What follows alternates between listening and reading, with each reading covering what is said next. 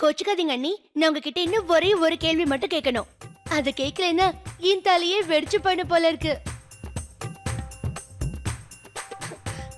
எப்படி நீங்க இவ்ளோ ஒல்லியா இருக்கீங்க? என்ன கேள்வி இது? என்ன நீ இதுல சிரிக்கிறதுக்கு என்ன இருக்கு? இவங்கள பாத்தீங்களா? இவங்க இடுப்பு பாத்தீங்களா? இவ்ளோ ஒல்லியா இருக்கு. ஆனா ஏன் இடுப்பு இவ்ளோ பெருசா குண்டா இருக்கு? ஐயோ கடவுளே, நீங்க பண்றது நியாயமே கிடையாது. என் உடம்புல இருந்து 10 கிலோ வெயிட் எடுத்து இவங்க உடம்புல தள்ளி விட்டுடுங்க. அப்ப நாங்க 2 பேரும் பக்கம் ஒல்லியா இருப்போம்ல. நீங்க செய்யணும். பார்வதி அண்ணி மாதிரி என்னால ஒல்லியா இருக்க முடியல.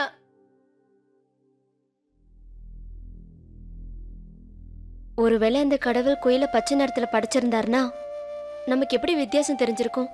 கிளிதானே பச்சை நிறத்துல இருக்கும். கடவுளோட ஒவ்வொரு படைப்பும் இப்படி தனித்தனியா தான் இருக்கும். ஒவ்வொருத்தரையும் தனித்தனியா படைச்சு அப்புறம் அவங்களுக்கு குணத்தை கொடுப்பாரு.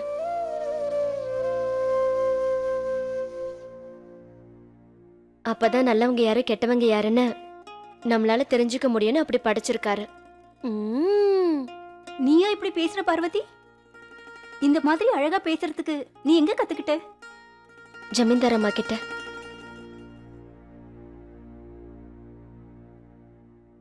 ஐயோ என்ன அண்ணி இது கூட தெரிஞ்சுக்காம இருக்கீங்க? இவங்க கல்யாணம் பண்ணிக்க போறது யார் தெரியுமா? நம்ம ஸ்ட்ரிக்ட் ஆபீசர் ருத்ரா அண்ணாவ தானே.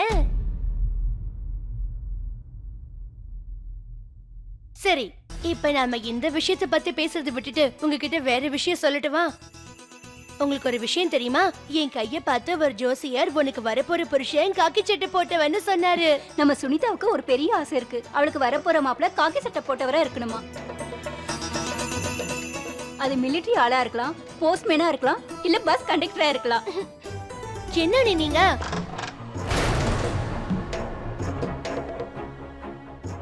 யாரு கதவை இவ்வளவு வேகமா திறக்கறாங்க? அவர்தான் வீட்டுக்கு வந்திருப்பாருன்னு நினைக்கிறேன். ஓ, அவர் வர்றது கூட உங்களுக்கு தெரியுமா? என்ன இருந்தாலும் அவர் உங்க வருங்கால புருஷனாச்சே.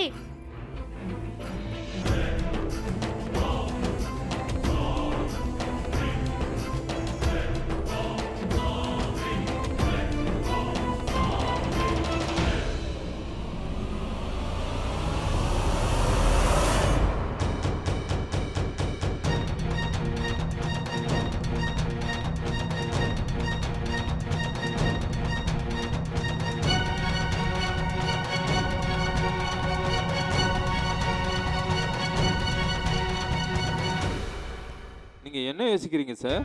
வாங்க, நேரமாச்சு, நாம சேர்ந்தே வீட்டுக்கு போலாமே. நீங்க போங்க, எனக்கு கொஞ்சம் வேலை இருக்கு, நான் அப்புறமா போறேன். சரி சார்.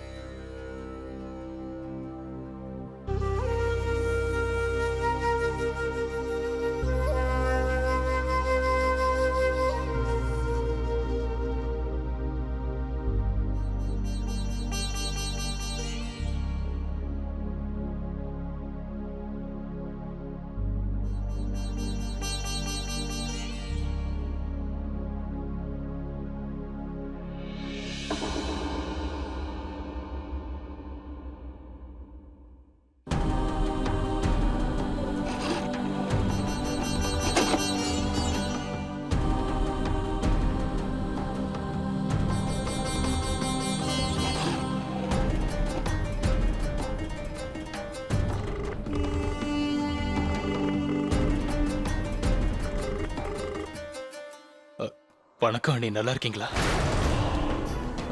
அண்ணி, அவர் வந்துட்டாரு. உங்க பையன் ருத்ராவும் திரும்பி வந்துட்டான். இல்ல அண்ணி, அப்படியெல்லாம் பேசாதீங்க. உங்க பையன் இப்ப எப்படி இருக்கான் தெரியுமா? இப்ப அவன் பெரிய ஆளா வளர்ந்து நிக்கிறான். ஒரு பலசாலியான ஆபீசரா, முகத்துல அப்படி ஒரு பிரகாசம். அப்புறம் அண்ணி,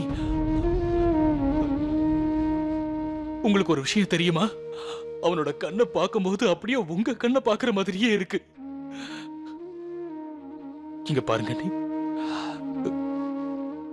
இத்தனை வருஷத்துல நான் ஒரு நாள் கூட நீங்க ஏன் போனீங்க, எங்க போனீங்கன்னு கேட்டதே இல்லை. அது உங்களுக்கு தெரியும். ஆனா இப்ப உன்னை வேண்டி கேட்டுக்கிறேன். நீங்க இப்ப ருத்ராவை சந்திக்கிறதுக்கு முயற்சி பண்ணாதீங்க. இது சரியான நேரம் இல்ல. சரிங்க, நான் இப்ப போனை வச்சிடுறேன்.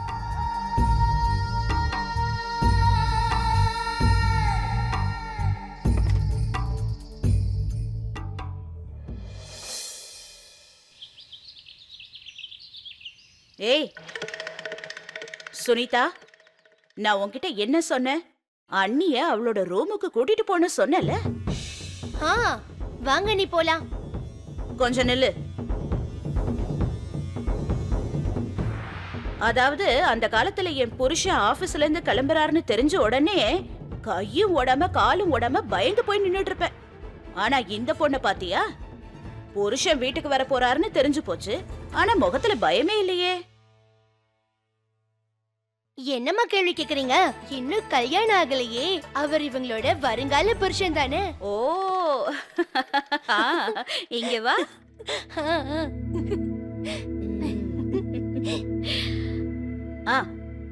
பாரு, உன் புருஷன் வீட்டுக்கு வந்துட்டு இருக்காருல்ல, அவனுக்காக டீ போட்டு வை.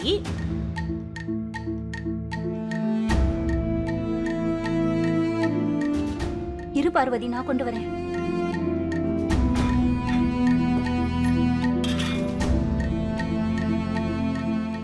எடுத்துட்டு போ.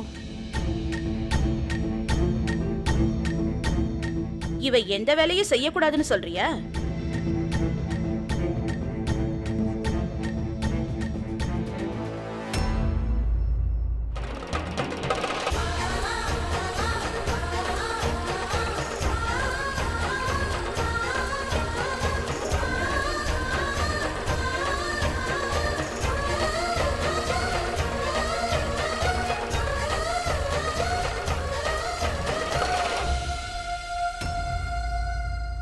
உன் புருஷன் வரான், அவனுக்காக டீ போட்டு வைன்னு நான் உன்கிட்ட சொன்னேன்.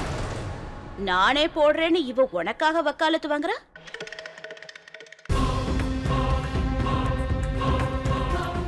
அது நான் கொண்டு போய் கொடுக்க முடியாது, நீதான் போகணும். சரி, நானும் கூட வரேன். வாங்க. சுனிதா, உன் வேலையை பாரு. அவனுக்கு டீய சூடா கொடுக்கணும், ஆறிடக்கூடாது. டீ ஆறிட போது கொண்டு போய் கொடுப்போம்.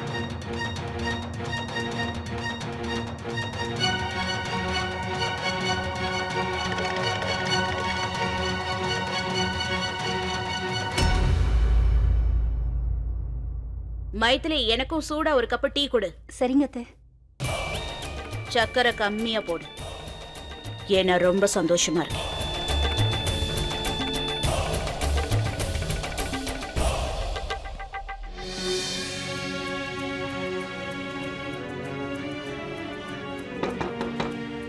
யாரு?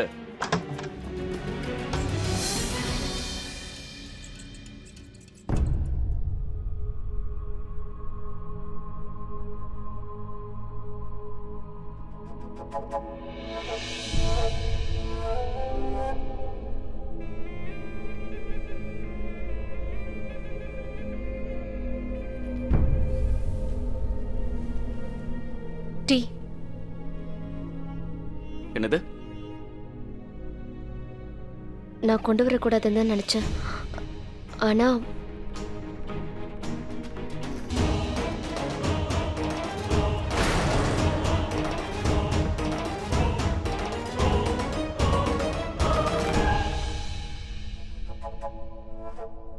அங்க டேபிள் மேல வச்சிருங்க.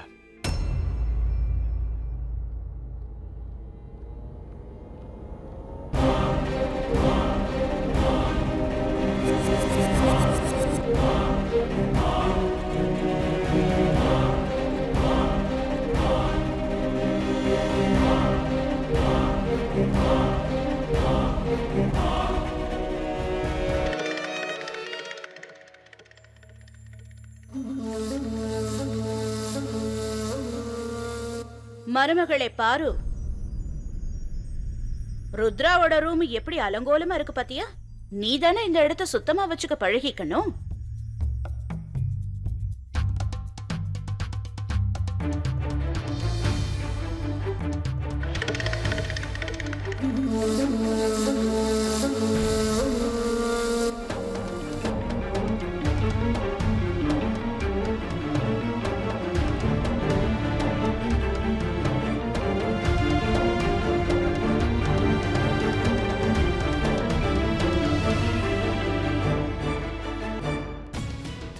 இதை நானே பாத்துக்கிறேன். ருத்ரா, ஜெய்ப்பூர்ல இருந்து எல்லா பொருளும் வந்துருச்சு. உன்னோட துணி கூட வந்துருச்சு. கதவுக்கு பின்னாடி தான் இருக்கு. எல்லாத்தையும் எடுத்து உள்ள வை. ஏன் எதுக்காக ருத்ரா எடுத்து வைக்கணும்? அதான் பார்வதி இருக்கால்ல.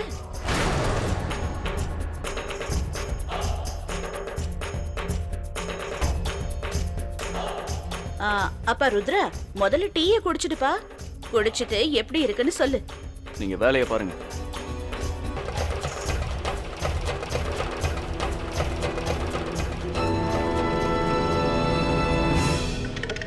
என்ன பார்வதி நின்னுகிட்டு இருக்க? உன் புருஷனோட ஷூ ஒரு மூலையில கிடக்கு. அதை எடுத்து ஒழுங்கா வைக்கலாம்ல. ஆபீஸ்க்கு போகும்போது அது தானே போட்டுட்டு போகணும்.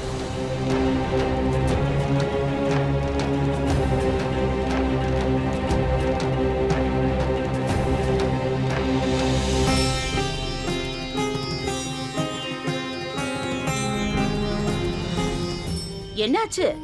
ஒன்னதான் எடுக்க சொன்னேன். ரொம்ப கனமா இருந்ததுன்னா உன் புருஷன் உனக்கு உதவி பண்ண வருவான். எடு.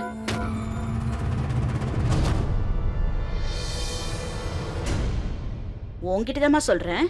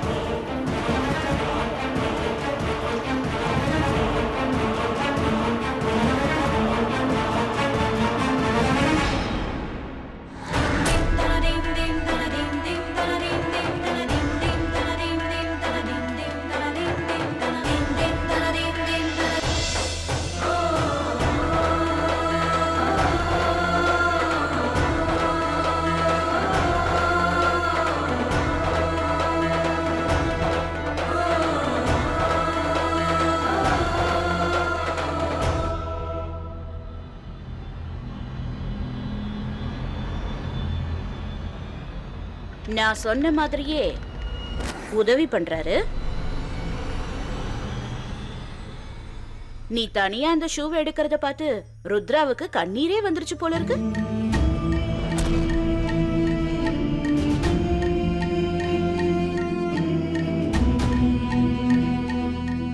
இவ என்னோட செருப்புல எல்லாம் கை வைக்க மாட்டா. ஏன்பா? புருஷனுக்கு பணிவிடை செய்யறதுலயும் அவன் மிச்சம் வைக்கிற சாப்பாட்டை சாப்பிடறதுலயும் தான் பொண்டாட்டிக்கு உறவு இருக்குன்னு சொல்லுவாங்க. செய்ய மாட்டான்னு சொல்றேன்ல. நீங்க போங்க. ஏப்பா தேவையில்லாம கோவப்படுற? ஓ அம்மா மாதிரி உன் மேல பாசம்.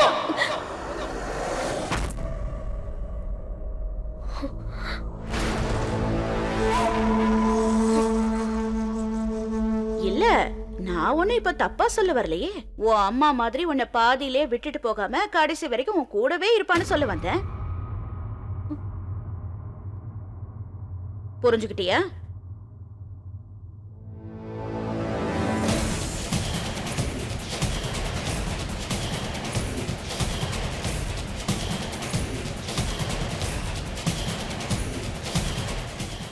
இல்ல ஒருவேளை உன் அம்மா மாதிரியே இவளும் ஒரு நாள் போயிடுவாளோன்னு உனக்கு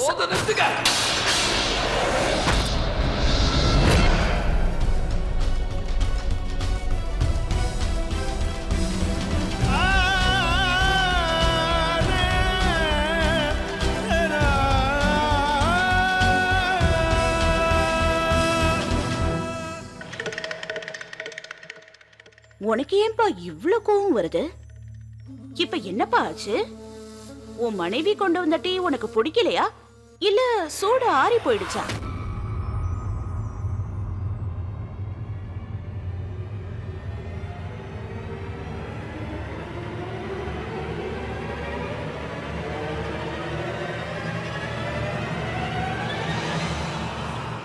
வெளியே போ.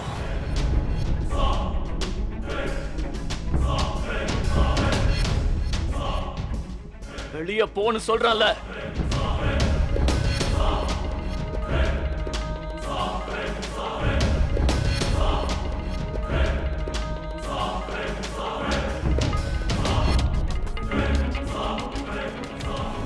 தேவை தேவையே இல்லாம ஏன் கோவப்படுற?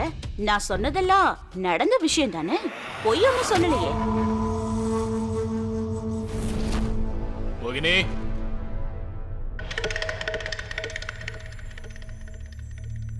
நீ இங்க இருக்கியா? உன் செல்ல புள்ள சமீர் அங்க தேடிக்கிட்டு இருக்கான், போய் என்னன்னு பாரு.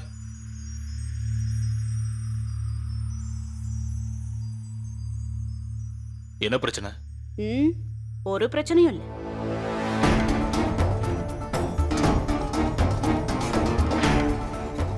கடிவாளத்தை புடிச்சிட்டேன். கூடிய சீக்கிரம் உண்மையை கண்டுபிடிக்கிறேன்.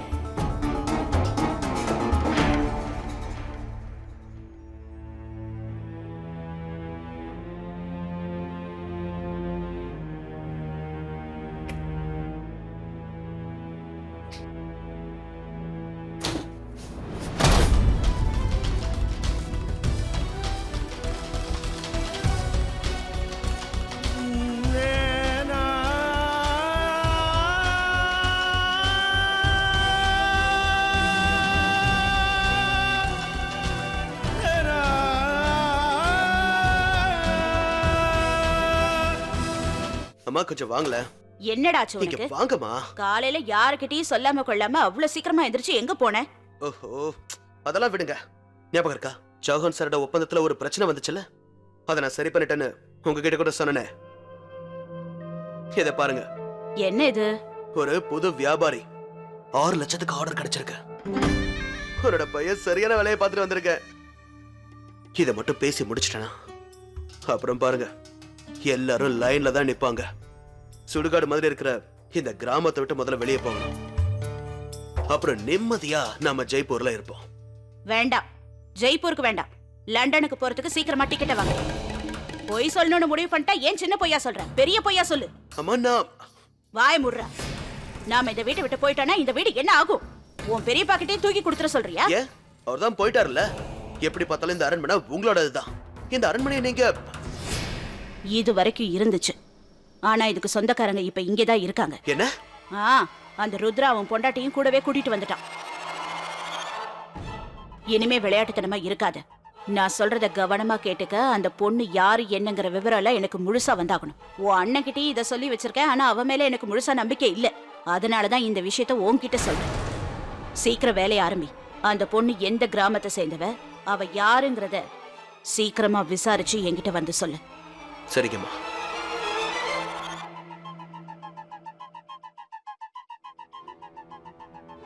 தேவையில்லாத வேலையை பார்த்தேன்னா அப்புறம் எப்படி முக்கியமான வேலையை பார்ப்பேன்?